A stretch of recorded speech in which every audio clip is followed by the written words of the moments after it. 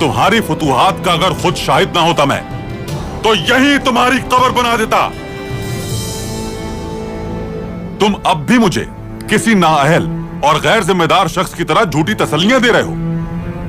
कौन से लुटेरे सरदार आला अर्तुगरुल पे उस वक्त हमला करने की जुर्रत कर सकते हैं जब वो जंग के सफर पे हो? तुम क्या कह रहे हो? तुम्हें अंदाजा भी है इस बात का?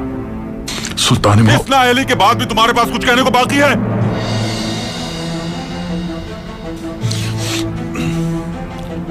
सुल्तान मौसम, लुटेरों से तफ्तीश की थी मैंने, उनमें से बहुत सौ को सजा भी दे दी गई है। अभी भी तुम उसी बात पर अटके हुए हो सादतीन?